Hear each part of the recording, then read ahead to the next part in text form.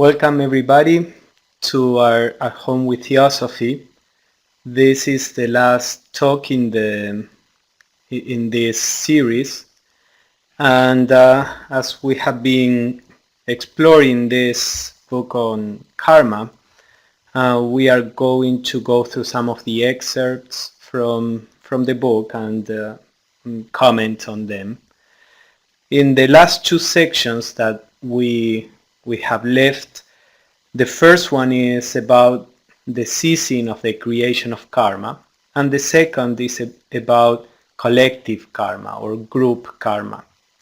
I reversed the sections so that we can finish dealing with the idea of karma, and then we will talk about the ceasing of karma, of any kind of personal karma. So let us start with section 12 first, this collective karma. So Annie Besant says, the gathering together of souls into groups, forming families, castes, nations, races, introduces a new element of perplexity into karmic results. And it is here that room is found for what are called accidents, as well as for the adjustments of continually made by the lords of karma. So the idea is that what happens when we all come together with our individual karmas?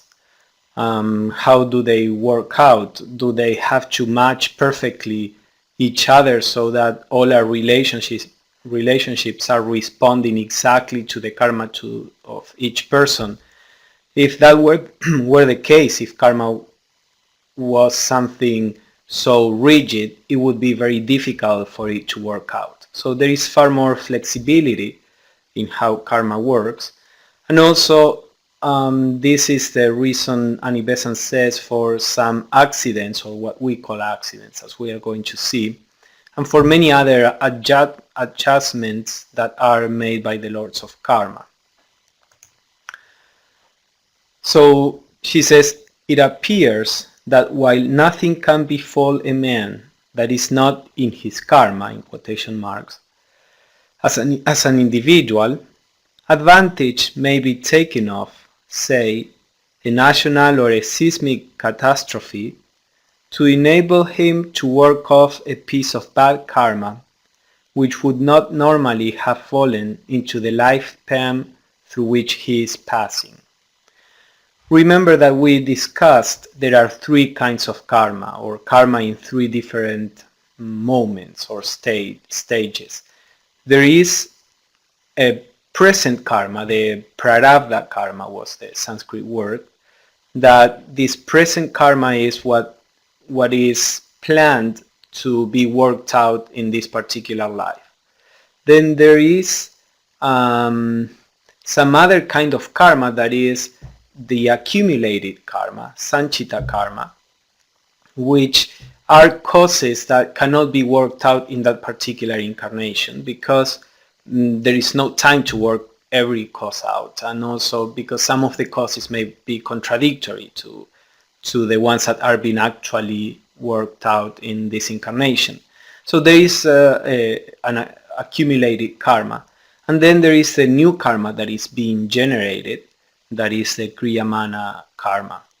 Now, in some cases, there may be occasions in which a person finds himself or herself in the midst of a situation that brings a particular result which was not really calculated for that person to have to go through it in this particular lifetime. But that person may have this karmic cause or a similar karmic cause in the accumulated karma. So many times there is this flexibility that some causes are worked out which were not originally planned, so to say. And she says that this doesn't happen only with bad karma, as she says similarly benefits may accrue to him by this indirect action of the law, as when he belongs to a nation that is enjoying the fruit of some good national karma, and he may thus receive some debt owed to him by nature, the payment of which would not have fallen within his present lot had only his individual karma been concerned.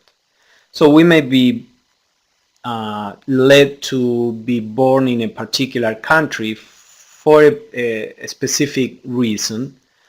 Now there may be some good things that come as an attachment, let's say, as something added because of living in that country, which may not have been part of what the personality was going to get, or the same way with some limitations that the country may impose.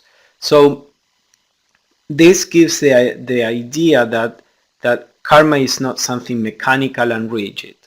And also we have to understand that, actually speaking, there is only one karma, because there is only one being, one self. We all are manifestations of this one self, and therefore we are all connected. So there is no individual karma in which there are no causes that in which are other people and even other kingdoms of nature are involved. So when we talk about individual karma, it's kind of a concept, just as the personal self is a concept, which is quite flexible, not something rigid. So now she will go into some of the more typical collective karmas, or types of collective karma. One is the national karma. She says that a soul, in its slow development, has not only to pass through the 7 root races of a globe, but also through the sub-races. In Theosophy, in case you are not familiar with this concept, the root races are evolutionary stages which the whole of humanity goes through. Right now, the whole of humanity is going through the 5th evolutionary stage that we call root race. The previous one was the Atlantis. And the sub-races are closer to our concept of ethnicity. So Annie Besant says there that a soul has to go not only through all the root races, all these evolutionary stages, but also it has to pass through every ethnicity that is available on Earth.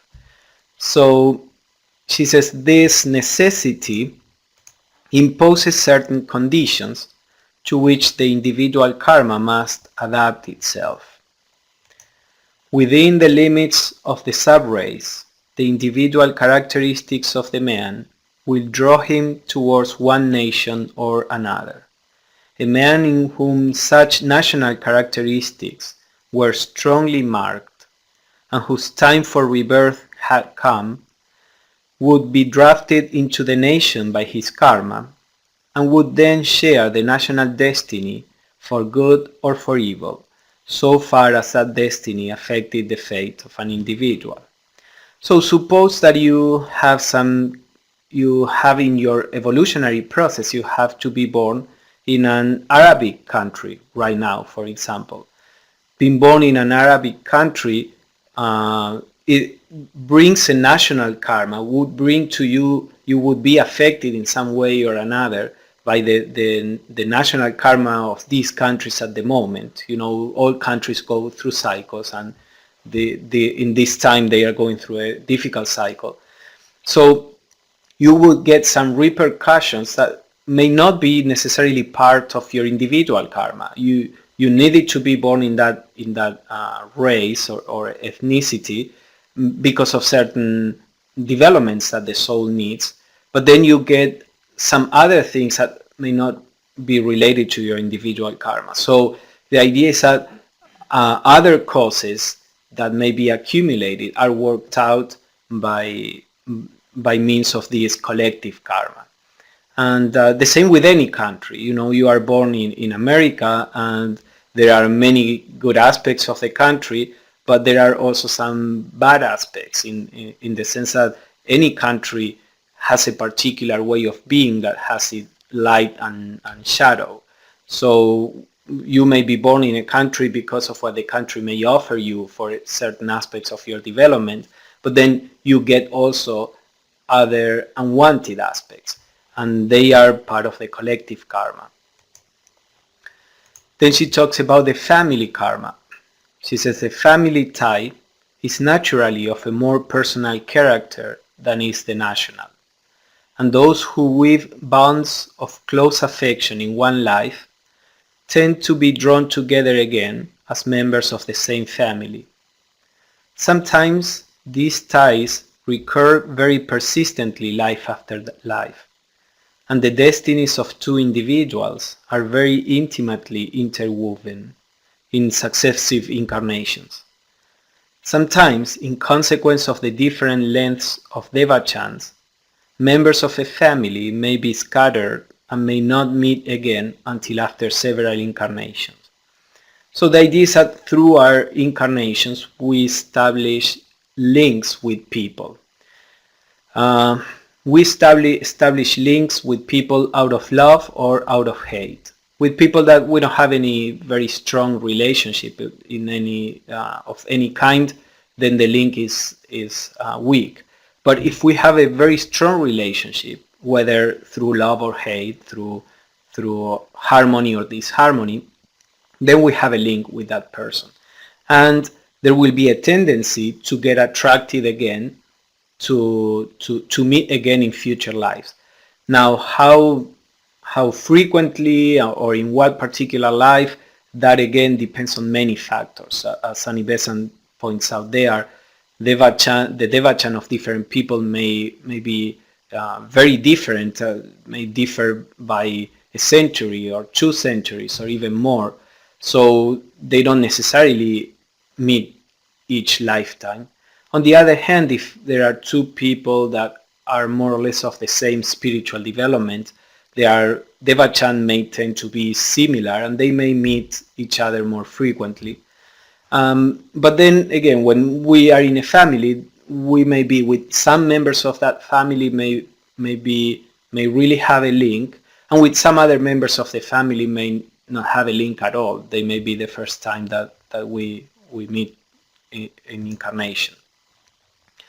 So she says that here again, in the family, the karma of the individual is affected by the interlinked karmas of his family, and he may enjoy or suffer through this in a way not inherent in his own life karma, his present karma, and so receive or pay karmic debts out of date, as we may say. So far as the personality is concerned, this seems to bring with it a certain balancing up or compensation in Kamaloka and Devachan. These are 2 stages in the post-mortem process, in order that complete justice may be done even to the fleeting personality. So what does it mean? Now, if you look at a person from the point of view of the real self, let's say of the higher, what we call the higher ego, meaning the real self acting through the higher manasic plane, the reincarnating entity. If you look at a person from that point of view, that the higher ego is ultimately the responsible for any karmic cause, because it's the common element in all the incarnations. Now, if you look at a person from the personal level, that person is a continuation, or is the result, the child, if you want to see it in that way, of the previous personalities. So suppose a previous personality of mine may have been a woman that may have been born in any other country and may have done something that produced a particular karmic cause. And my personal self, this personal self, is different from the previous personal self. This is a male that was born in a different country that has a different set of activities. Now, if some karmic cause or something happens to this personality that was not part of the makeup of the personality, then, as Annie Besant says, there is a certain compensation in Kamaloka or Devachan. So suppose that you suffer unjustly, in a sense. You suffer because of the environment in which you were born, but you didn't have those causes.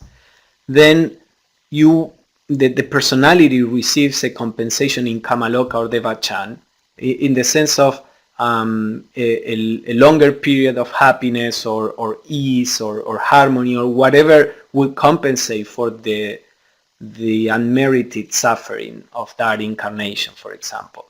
So the idea is that even at the personal level, karma is flexible, and we may be going through things that were not really generated, were not even, they may have been some causes that were accumulated, or there may be some problems that were not really generated at all. But then there is a compensation in the future experience of that personality. Because remember that in Kamaloka and Devachan, these are still personal states of consciousness. It is you as the personality that will experience Kamaloka and Devachan. So what I think is important in this idea of the collective karma is to realize that karma is far more flexible, that any cause, there may be a main cause for something, but the whole universe is also a cause for that, because we may do something, but we are able to do that thing because of the people that prepare the food that we eat and by which we are alive, because the people that build the house, because of the sun that you understand, we are the result of the whole universe working together to produce each one of us. And therefore, the karma of the whole universe is in a way in each point of the universe. Now, of course, when I lift my hand, the main cause is my brain activity, but that rests on many other causes that are secondary causes. So karma, although we can talk about individual karma, the individual karma is not something that is fixed. It's more an idea. Are these causes that are closer to this center of consciousness, and then the causes can change and balance each other. So then she says there is another aspect of collective karma on which some word may fitly be said. She says, when men generate a large number of malignant thought forms of a destructive character, and when these congregate in huge masses on the astral plane, their energy may be and is precipitated on the physical plane, stirring up wars, revolutions, and social disturbances and upheavals of every kind, falling as collective karma on their progenitors and effecting widespread ruin. Thus then, collectively also man is the master of his destiny, and his world is molded by his creative action. So even these social problems that arise, that revolutions, wars, everything that happens is a manifestation of the collective thinking of a nation. So you may or may not have added to this collective thinking, and many times we may be adding in a very unconscious way. You know, if we are very nationalists, and then we think on those lines, and we may be adding up to some kind of, war or some kind of conflict between ethnicities. So we don't know how we may be adding to the collective karma, but then when all these thoughts get together, they produce something that then the whole population suffers. This is why also many spiritual teachers say that, like for example Krishnamurti would say, you are the world, and the wars that you see out there are a reflection of your inner war, of your inner aggression. Or other teachers would say that the external world is just a projection of our minds. And this is difficult to understand. Most people would say, well, the world is obviously out there and beyond my control. but actually the whole world is a result of what we all think. So we do generate the world by the action of our thoughts. So the same happens with other phenomena. For example, she says epidemics of crime and disease, cycles of accidents have a similar explanation. Thought forms of anger aid in the perpetration of a murder. Remember that we talked about this, sometimes weak people that have generated these thought forms, aggressive thought forms, many times attract other thought forms produced by other people, and these thought forms become like a tempting demon that push the person to commit a crime. So she says these elementals, the elementals that push this person to commit a crime, are nourished by the crime and the results of the crime, the hatred and the revengeful thoughts of those who love the victim.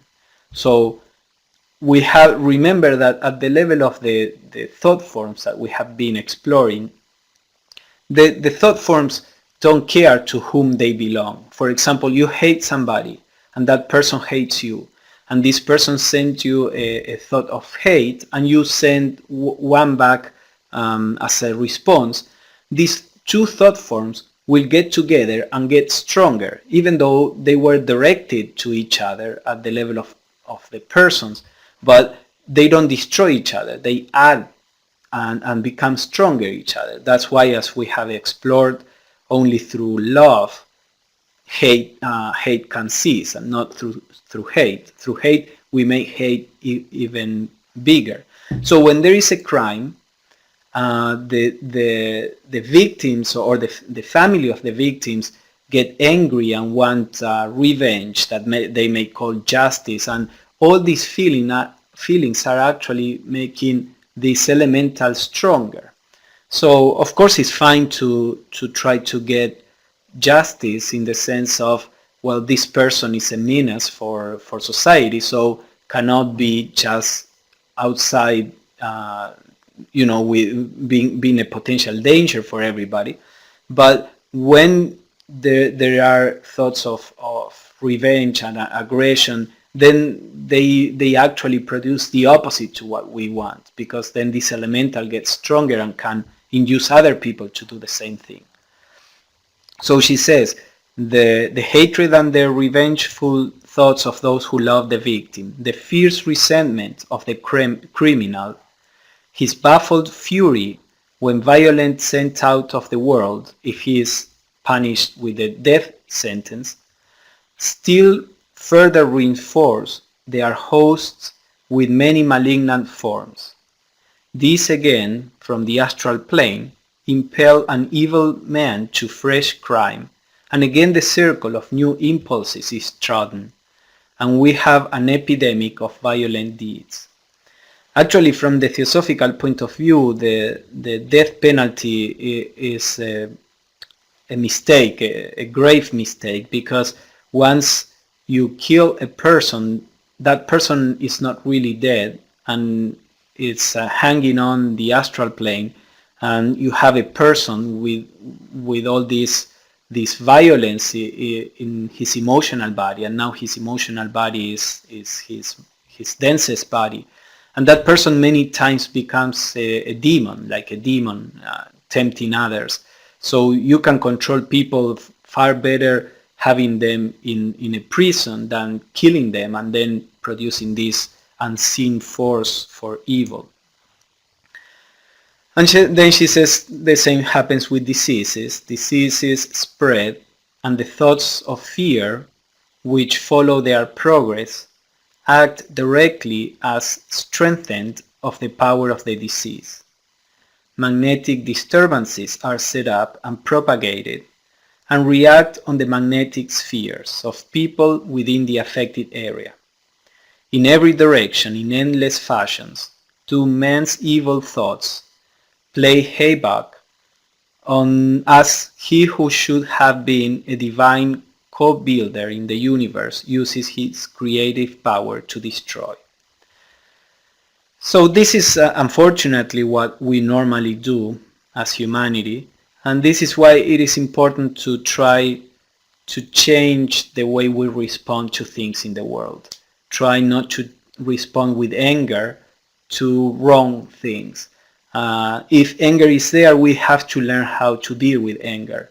If we are able to witness it, to watch it with no identification, then that produces like a separation, and the thought forms that are produced, they die out right away.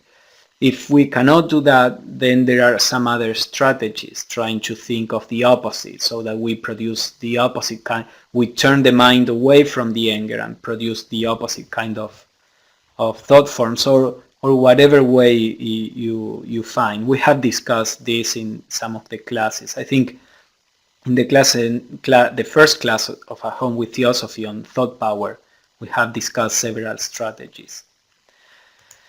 So this is more or less the thing about collective karma. There are some other points that Annie Besant makes there, so read the book to know more about it. And now we come to the last section the section we chose to discuss as the last one, which is the ceasing of karma. And as we have said, karma is a binding force no matter what. Whether it is a good or a bad binding force, it is a binding force. So if we want to break free, we have to learn how to stop producing karma. And this is what Annie Besant talks about here. She says, karma brings us ever back to rebirth, binds us to the wheel of births and deaths. Good karma drags us back as relentlessly as bad, and the chain which is wrought out of our virtues holds as firmly and as closely as that forged from our vices. How then shall the weaving of the chain be put an end to, since man must think and feel as long as he lives, and thoughts and feelings are ever generating karma? So this is the question. If we are constantly generating karma, how is this going to end? Now, Annie Besant says, not in action, but in desire, not in action, but in attachment to its fruit, lies the binding force of action.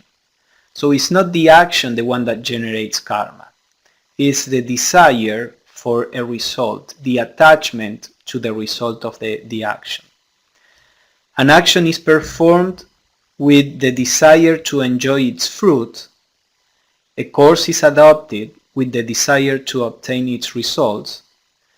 The soul is expectant to obtain the result, and nature must reply to it. It has demanded, and nature must award.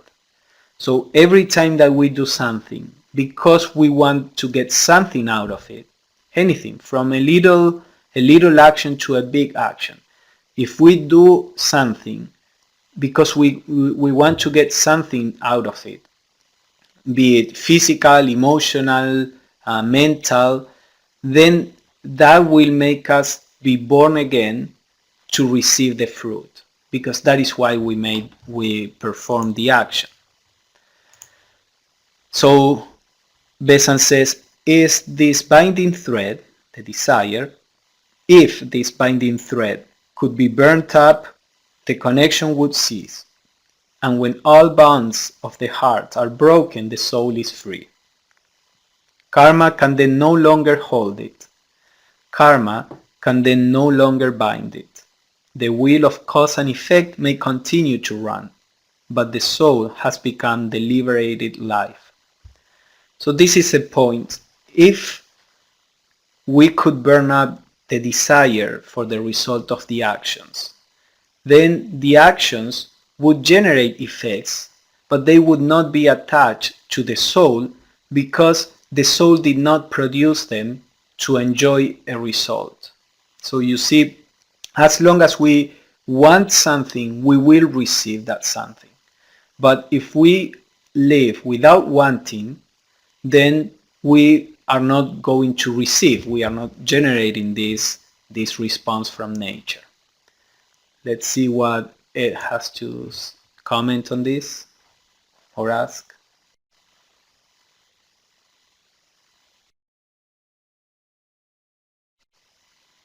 Yeah, go ahead, Ed.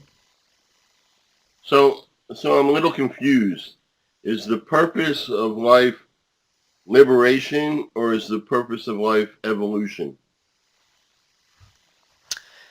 Well, that's a little what we have discussed in, I think, in the last class. In general, in Hinduism and Buddhism, the purpose of life, or at least as it is understood right now, the purpose of life is liberation. The concept of evolution is not really there.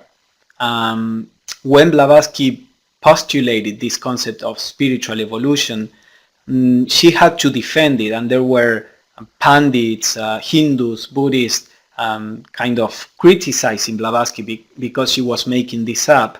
And then Blavatsky had to dig up in the mythologies and the metaphors in the Puranas and in the Buddhist scriptures, which allegorically were showing some kind of evolution. So the idea of evolution, of spiritual evolution, well, it's not really there very evident in Hinduism and Buddhism. Later on, Aurobindo, I think he talked about spiritual evolution in Hinduism, but it's not a traditional teaching, and that was after the TS was founded. So in the view of Buddhism and Hinduism in general, as well as in Gnosticism for that matter, in general the idea is that we need to just break the wheel of incarnation and break free from this. Now in the Theosophical view, as I was saying, the idea is that yes, we are prisoners of this wheel of incarnation, but we are prisoners of this for as long as we need it. There is a need for this incarnation, and there are artificial means to cut this wheel of incarnation. For example, if a person kills desire in the way of becoming completely cold to and insensitive to the outside, that person stops incarnating because it breaks all the bonds of karma. But according to at least the Theosophical teachings, because the soul was not really done with the evolution, with its evolution, when a new cycle of evolution begins, that person will be dragged back to the cycle of evolution, because now there are new experiences that this person had not gone through.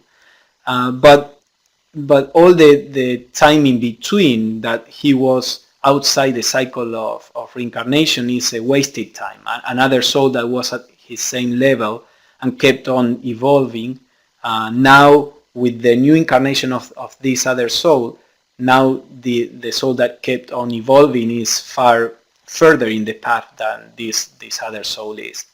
So the idea is that there is a way, or we should try to stop creating karma by the rightful means. And the rightful means, as we are going to see, is by letting go of attachment, but not through repression and becoming cold, but on the contrary, realizing the wrongness of attachment. So there is this connection when the soul is getting closer to finishing the evolution, then the wheel of incarnation is not longer necessary, and that soul learns how to stop producing karma. But of course, in anything, there seems to be the possibility of doing it faster or slower according to how aware we are of this. So But well, but there, yeah, but go. there's an inherent contradiction of what we should shoot for. If we're shooting for evolution, then we don't want to be liberated too soon. We want to give evolution a chance to continue to evolve us. And so this is Yeah, difficult. I see what you say, but the thing is that there is a regular time of evolution for, like for the gradual normal evolution. And but a person, if the person it's pays attention to life, let's say, that person may grow faster his own individual evolution, in his own individual path of evolution. So if you work in the right way, and by that I mean if you are not just trying to kill out desire but to transcend desire, you are accelerating your evolution. So when you actually are able to transcend desire, and then you don't need to incarnate anymore in the wheel of or be part of the wheel of rebirth, you are free because you accelerated your evolution. So it's not that you can end up before time if you go through the path of understanding. You are actually doing it faster. So we should aim at stopping the production of karma by right understanding, by understanding the foolishness of desires, of the identification with the personal self, as Annie Besant will explain. If you do it by those means, you are actually accelerating the evolution, and then you get free from the wheel of rebirth, because you don't need it anymore. You just accomplish the aim. So they are connected. If everything goes natural, they are connected.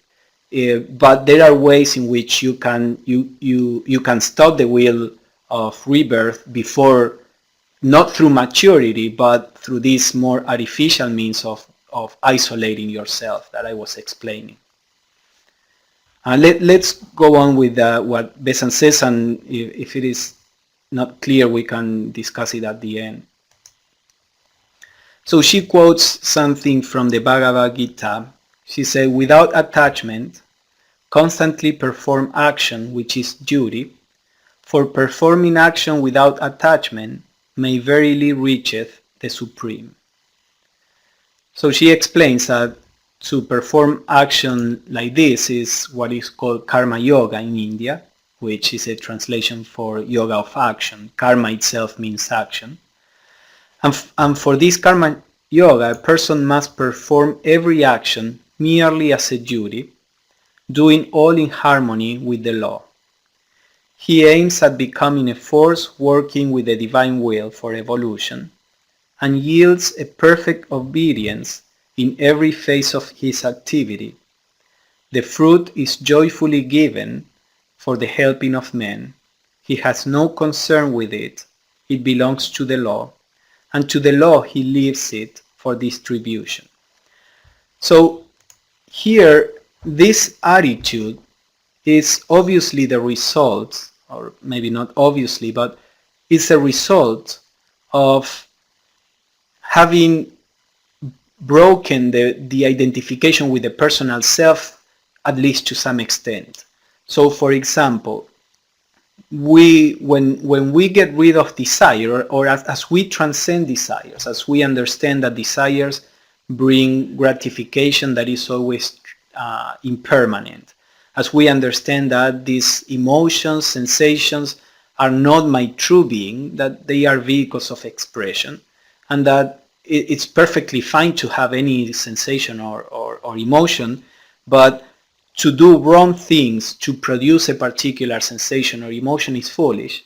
So as we understand all this, then we stop working so much based on desire, and we work for what Annie Besant here calls duty. Duty in the sense of dharma, she uses it. Duty in the sense of, well, I'm just doing this because it's the right thing to do. Well, life puts something in front of me, and it is my human duty just to do the best I can with that. So that attitude comes naturally as we break free from desire gradually. So when we do that, then we stop producing karma, and that at the same time is a sign of the maturity of the soul, so that the soul is finishing the need to have physical experiences. So she talks again, or quotes again the Bhagavad Gita and says, whose works are all free from the molding of desire, whose actions are burned up by the fire of wisdom. He is called a sage by the spiritually wise. Having abandoned all attachment to the fruit of action, always content, seeking refuge in none, although doing actions, he is not doing anything. Content with whatsoever he receiveth, free from the pairs of opposites, without envy, balanced in success and failure, though he hath act, he is not bound. So here is a description of what is the kind of action that doesn't produce karma. If, for example, I would try to do things without desiring because I want to get rid of karma, then that in itself, I'm doing something with an aim in view. I want to get rid of karma, so I won't be able to, because my actions, for example, there is desire in me, and I'm afraid that that will generate karma. So I try to kill the desire because I don't want to have karma, to create karma. So I may cut all desires for what the world has to offer right now, and therefore my soul is not going to be called back simply because I kill desire for anything that the world can offer right now. But then as the world keeps evolving and producing new experiences, then the soul distracts back, because ultimately speaking, I did that for a result, and that generates a karma. But if I don't seek a result, just because one is always content, one is not seeking refuge in anything, just because of that feeling, then the person is not doing something with any view in mind. He's simply doing things out of duty, or whatever word you want to use, and that is the true action that doesn't generate karma. So Annie Besant says, body and mind work out their full activities. With the body, all bodily actions are performed. With the mind, all mental. But the self remains serene, untroubled, lending not of its eternal essence to forge the chains of time. So this is, she describes here the attitude. The body acts, the mind thinks, but the self is not involved in the action. There is this awareness in us that is watching how the mind works, how the body works, but we as awareness are not identified with it. Therefore, we are not generating this karma. From the outside, you cannot tell in what state or from where a person is acting. From the outside, you would see that this person is just doing very similar things to any other. But inwardly, the self has produced this space between the activity of the mind and the activity of the body, and therefore is not producing or getting entangled in the personal karma. So she says, right action is never neglected, but is faithfully performed to the limit of the available power. Renunciation of attachment to the fruit, not implying any sloth or carelessness in acting. The man who reaches this state of inaction in action has learned the secret of ceasing karma, the ceasing of karma. So this is the essential point. The more we learn to be in this state of awareness, where we let the mind work and we let the body work, we don't interfere with that. It doesn't mean that we don't have to do. This is a typical mistake that is seen many times in India, because this philosophy is far more present there than it is here, for example. But this is a typically mistake of a person thinking that he or she has to stop doing anything in order to stop karma. And of course, that's a very foolish conception because, as we said, that stopping doing something is not based on understanding, it's based on a desire, the desire of not generating karma. So what the key to action in inaction is this state of awareness where the personality works, the personality thinks, acts, and we are in this beyond that. And when this state of awareness is there, then the personality does the right action spontaneously. So she says, then it is that he attains the state spoken of by John the Divine in Revelation, when he becomes a pillar in the temple of my God. That temple is a universe of liberated souls, and only those who are bound to nothing for themselves can be bound to everyone in the name of the one life.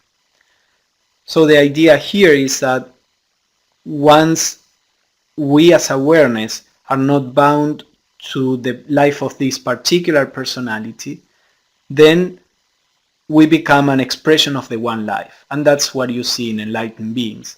The bonding now is with the whole as opposed to with the fragment that was that particular personality. So this is what how Annie Besant explains this question that I was telling to answer Ed's comment. She says, these bonds of desire then must be broken. And here comes in a mistake which many young students are apt to fall into. A mistake so natural and easy that it is constantly occurring. We do not break the bonds of desire by trying to turn ourselves into stones or pieces of metal unable to feel. The disciple becomes more sensitive and not less so as he nears his liberation. He becomes more tender and not more hard, for the perfect disciple, who is as the master, is the one who answers to every thrill in the outside universe, who just because he desires nothing for himself is able to give everything to all. So this is a very important point. Suppose there is a relationship. You have a relationship, let's say with somebody that you love. It's easier to see this. And there is some problem in the relationship. You know, your parents, your children, your partners or friends. So when there is a problem in the relationship and the person gets hurt, there are two ways there. If the person doesn't know how to really to deal with this problem and is getting hurt, there are two decisions. Then the more common decision is that this person says, okay, that's it. I'm not going to let myself be, hurt again in this way. So psychologically, we put a wall. We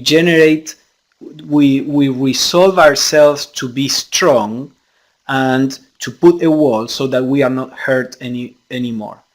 That what we are actually doing there is doing this mistake that Annie Besant is talking about. We are trying to kill or to isolate ourselves from a certain aspect of relationships, which is obviously not based on understanding. It's based on trying to protect ourselves.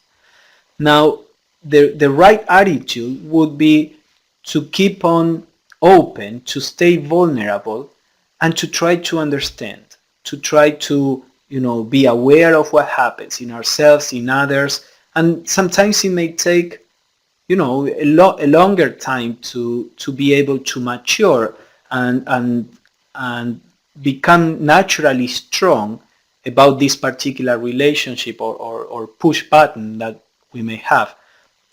It may take some time, but when we get to a place of poise based on understanding and not on this will to protect ourselves, then we are liberated from that particular source of suffering, for example. So this is what Annie Besant is saying here. It's very easy to try to shut off suffering by, putting up a wall. But that is not the way we have to grow. We have to grow always. The strength has to be the result of wisdom and not the result of trying to impose with our willpower, artificially some kind of strength. And so she says that this is how the masters are, because they are far more sensitive than any of us, but they have attained this center of poise so that they can perceive and feel everything that is around, and yet, because they are not identified with the personality, with the sensations, they can remain unmoved inside. They feel the pain, the suffering of others, but inwardly they remain unmoved spontaneously. So Annie Besant says, we are drawn back to earth first by desire for what we enjoy there, then by higher desires for spiritual knowledge, spiritual growth, spiritual devotion. So first we want a bigger car, a bigger house, more wives, whatever it is, and that brings us back to the earth. Then as we grow, we begin to long for spiritual knowledge or growth, evolution, or devotion.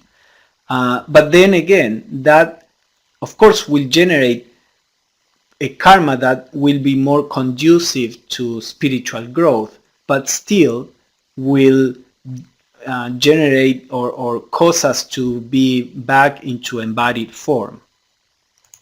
Now, when we transcend all desires, both material and spiritual, Annie Besant asks this question: what is it, when all is accomplished, that still binds the masters to the world of men?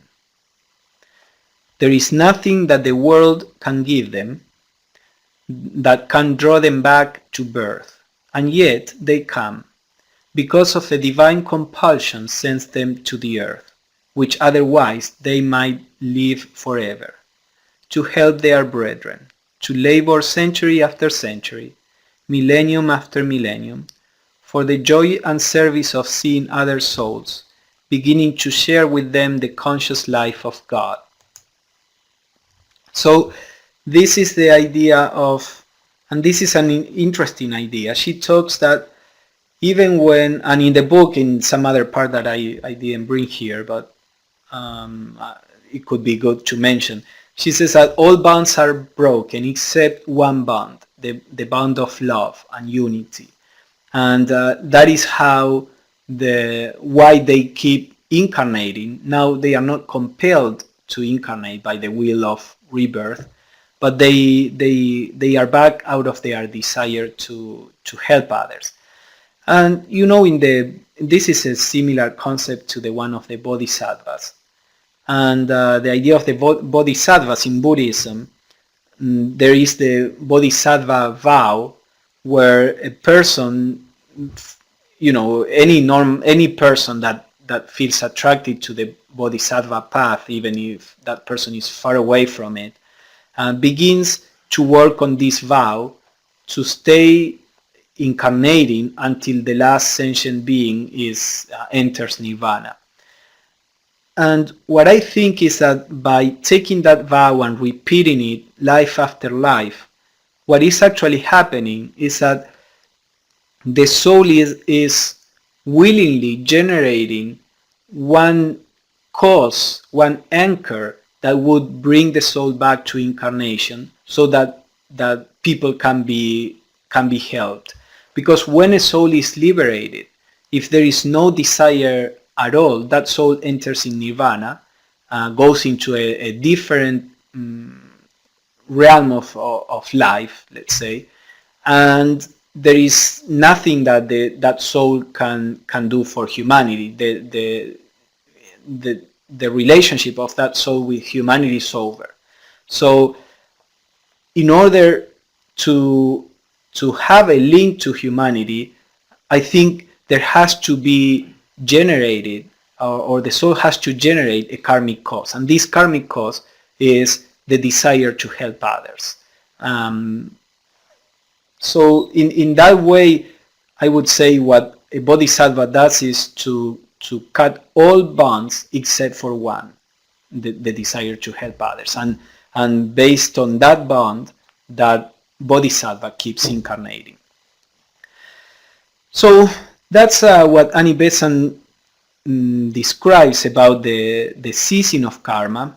As we were saying, the ceasing of karma is the ceasing of personal action, the ceasing of doing something to receive a personal result. And this can be attained through not through trying to impose that attitude on ourselves, but through a deep understanding, and the understanding of who we really are, what the world is, what our thoughts, emotions, desires are. But keeping in mind that the aim is to stop generating karma will give us like the north, the direction in which we have to walk. And right now we may be unable to act in a completely desire-free way. But knowing that that is the aim, we can keep on understanding life and understanding what the problem is with desire, with attachment, knowing that at some point our understanding will cut the bonds of karma. So now we can go to questions and answers and comments. Yes, Ed, go ahead.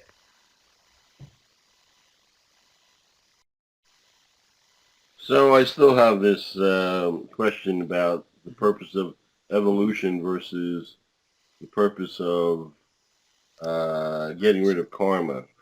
Mm-hmm. And so one of the things that occur to me that if you become liberated, uh, then you don't get to participate in the sixth and the seventh root race, and that doesn't make sense. Mm-hmm. Well, the idea is that if you become liberated, you went through the sixth and seventh root races in your consciousness. I mean, the sixth root race, the evolutionary aim of the sixth root race is to activate Buddhi, and the seventh to bring the awareness of Atman, at least to some extent. So if you do that in this root race, you already went through what you were supposed to go in the next root races. So you really, as a soul, don't need that particular experience. Now, if you are in the path of the bodhisattva or the occult path in the theosophical context, then even if you get liberation, you will be here for the sixth and the seventh root races, helping the evolution of other people who need that experience in order to realize the truth. So that is the idea that by growing you are not cheating evolution. And of course the liberation that you get lasts for this round. If we go into the technicalities of the theosophical view, you can get liberated from the fourth round, then you have to incarnate in the fifth round, and again you can get liberated halfway the fifth round, and then you will get incarnated in the sixth again. So you get liberation for that particular cycle of evolution because you already accomplished the aim of that particular evolution. Now, we could not accomplish the aim of the fifth round unless you are one of these, inner rounders, but let us not get there. But the idea is that we cannot accomplish the evolution of the next round. That's why we do come back.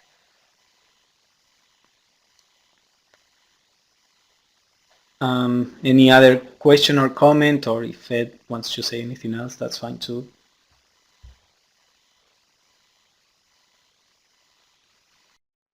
Nothing more for me. Thanks. Okay. I think it's important, in many traditions there is an emphasis on generating good karma. Even in Buddhism, they talk so much about accumulating merits, and and of course, accumulating merits will make you be born in a family that is more conducive to lead a spiritual life, will make you be born in an environment that may be more conducive. But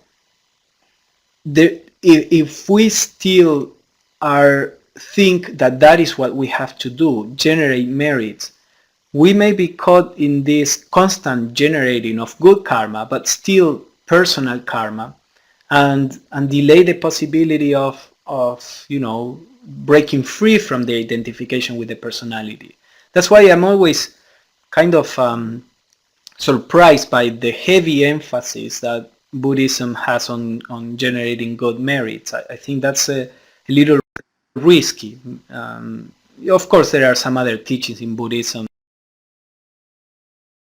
that try to go against the idea, the identification with the I, with the self. Well, hold on a sec. Let's see. Diana says, looking forward to. Oh, thank you. Go ahead, Ed. Well, I think one of the reasons they focus on creating good karma is that we have such a backlog of bad karma. They think the good karma cancels out the bad karma, and therefore, eventually you get even or something like that. Yeah. Yes. Now there is this other thing that we discussed briefly, and I think Leadbeater explains it in some other book. I don't remember where I read it first, but there is this idea that if we do good things with a good intention, we generate good conditions in the future. Now, if we do good things without any personal aim, as we are discussing here, what happens is that is not turned into a good condition in the future. Those causes are turned into more maturity for the soul. It's like the soul absorbs all the karmic effects of an action that was not personal.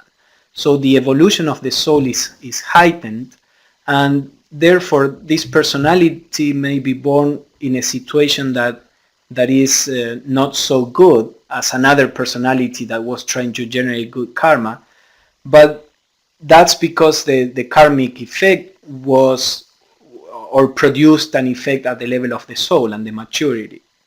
So there is, I guess, a balance. If the situation is too difficult, maybe the spiritual growth may be, very difficult. But at the same time, if the situation is difficult and the soul is mature, it may sparkle far more growth than a nice situation. We tend to be complacent when situations are easy. So yes, I agree that probably a lot of these merits that they put so much emphasis on creating go into balancing out past karma. My thinking is that at some point we need to do something different. At some point we need to remove our view from the idea of generating personal karma, even if good. So if you belong to this religion and there is so much emphasis on generating good karma, I don't know if people who may be able to make the break, they are not still working on the same lines because the religion says it. Go ahead. Oh, I just clicked. Yes, go ahead. Ed.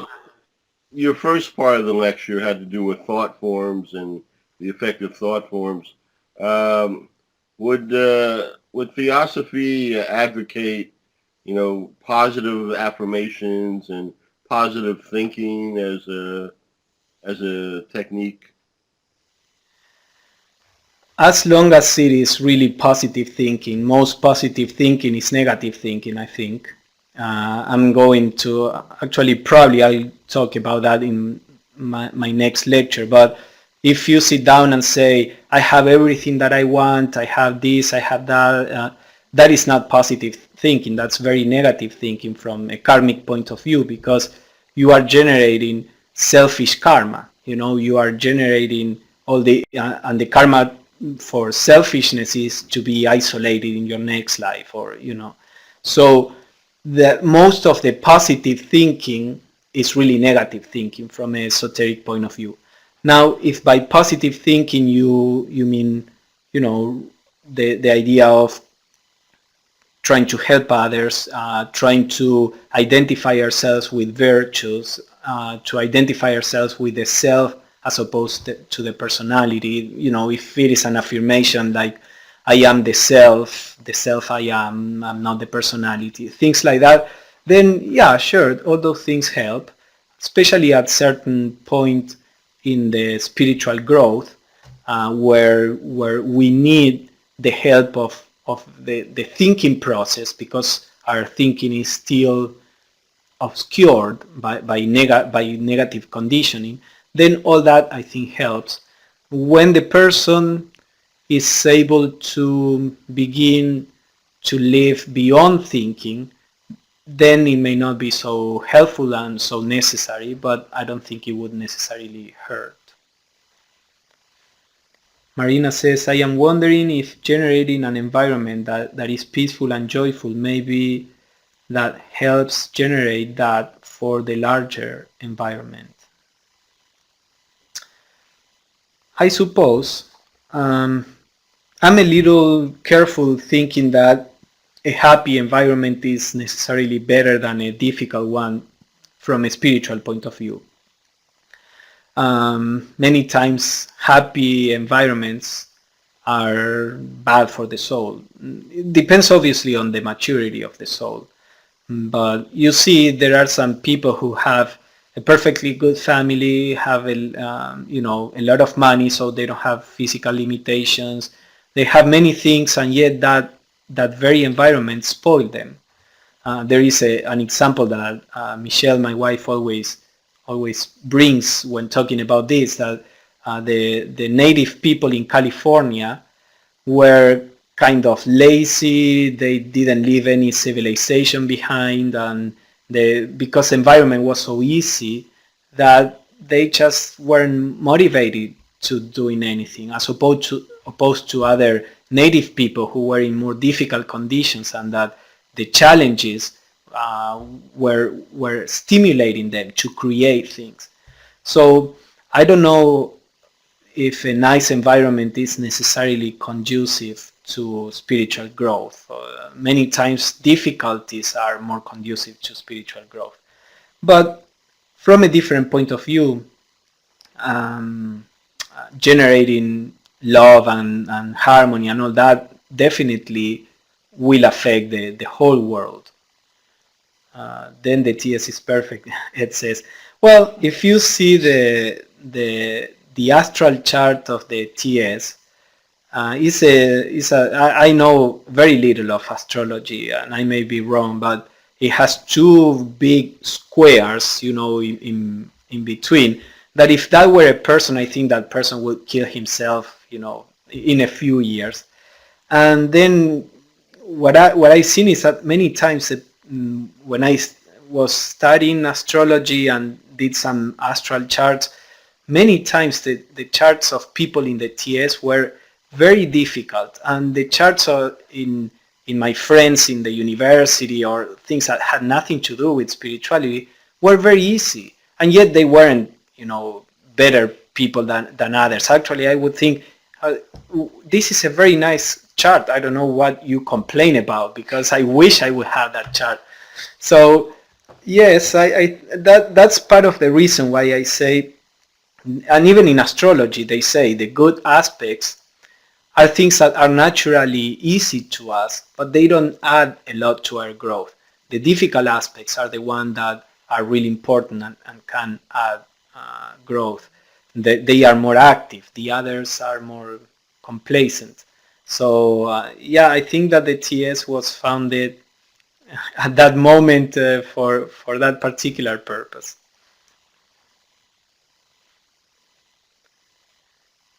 Any other final comments or questions? All right, thank you everybody for being here, for sharing this program. We are going to start some other program in the future. Actually, Martin Liederman is with us today. We are trying to convince him to do some webinars. He's a scholar in Plato and the Secret Doctrine and other theosophical subjects. So look out to an advertisement about his program. And we will see you soon. Well, we are still doing I'm still doing the walking the Theosophical path every Wednesday in the morning. And then we will prepare another at home with Theosophy in a couple of months, I guess. So thank you everybody for being here, and have a great week, and I'll see you next time.